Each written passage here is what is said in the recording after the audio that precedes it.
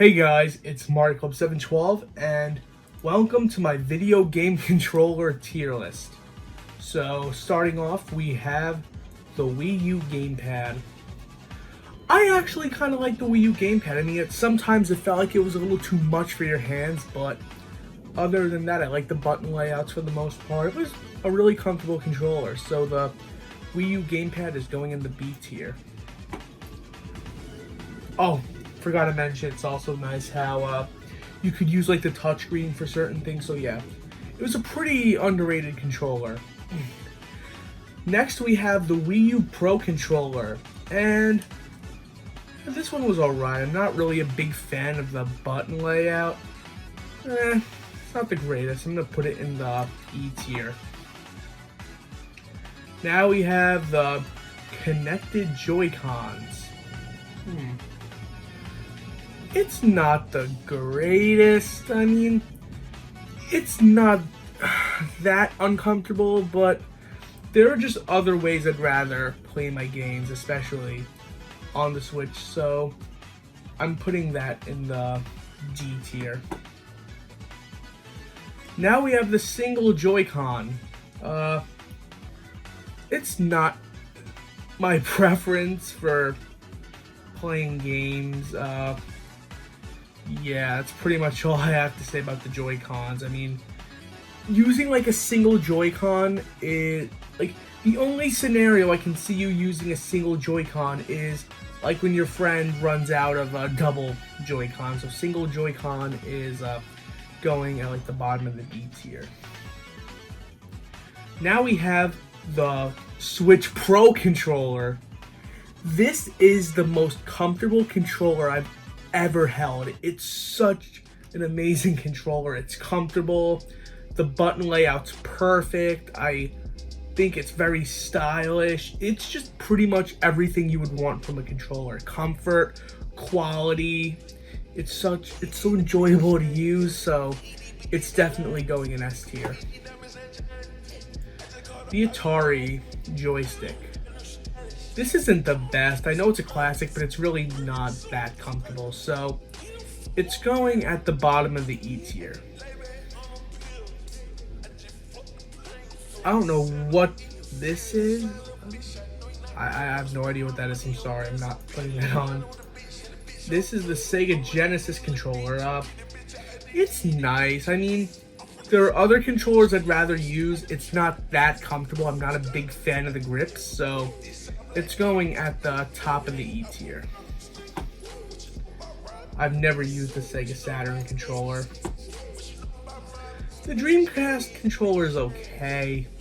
It's really not the best. It's a little big and clunky, but it's not that crazy. I'll put it at the top of the E tier. I have never touched a Famicom controller, so I'm not putting that on either. I'm sorry. The Duke. Yeah, this controller is pretty overwhelming. I'm not a fan of the Duke. It's really big. I remember people hated this controller when it came out. I'm gonna put this in between the Wii U Pro controller and the Atari joystick. Yeah, that's good. Now we have the Xbox 360 controller, and this was a really nice controller. I mean, it was comfortable to use. The layout was nearly perfect. I thought it was nice. I'm putting it at the top of the B tier. Great controller. Now we have the Xbox One controller. I think it's comfortable. I mean, it's pretty much the 360 controller, but a little more comfortable in some areas. So, I mean, I like the triggers. I like the home button. It's a nice controller. I'm putting it at the top of the B tier. That's good. All right. The original PlayStation controller. It's okay. It's not the greatest. It could be a little uncomfortable at times. So I'm gonna put it in the E tier, in between the Sega Genesis controller and the Dreamcast controller. Next we have, I think, the PS2 and the PS3 controllers. The problem I have with these controllers the most is how they look exactly the same, so it's really hard to tell the difference between them. But other than that, they're really not great. I don't think they're that special. And they're not the most comfortable to use. I'm not a fan of the grips.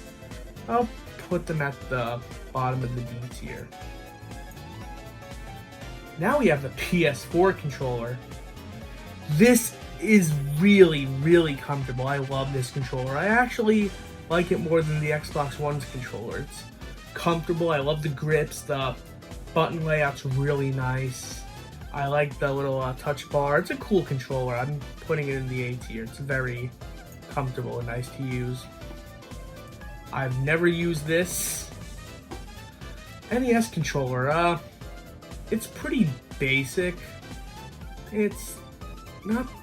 Okay, I know this is a classic, and I know people are gonna hate me for this, but I don't think it's that crazy. I mean, it's simple, but just...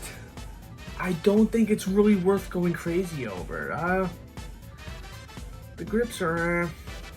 I'll put this in the E tier, in between the Genesis controller and the PlayStation controller. I've never used the Super Famicom controller. Alright, the Super Nintendo controller. This is really, really comfortable. I really like using the Super Nintendo controller for when I play games, so I'm going to put the Super Nintendo controller in the C tier. I really like the button layout. It's very comfortable to use. Great controller. Now we have the Nintendo 64 controller. If anyone has ever told you that they like this controller and it's pretty fun to use, they are probably lying. So I'm going to put it in the F tier. It's not a good controller. I hate using it.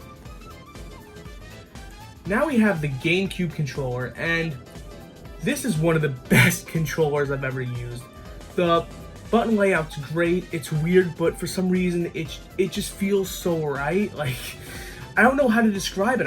I like the layout. It's very comfortable. I love the grips. I love everything about this controller. It's great. I'm gonna put it at the top of the A tier. GameCube controller is great. Now we have the Wii Remote and Nunchuck. For using this for games like Mario Galaxy, it's enjoyable. Twilight Princess, using it single for games like New Super Mario Bros. I like this controller. It's basic, but it's fun, it's comfortable. I like the Wii Remote and Nunchuck, so I'm putting it at the bottom of the C tier. And finally, we have the Wii Classic controller. I have this controller. It's really not great. It's not that comfortable. It's yeah, it's pretty mediocre, so I'm putting it at the bottom of the E tier. Alright, so everyone, that's it. This is my final video game controller tier list. I hope you enjoyed, and thanks for watching.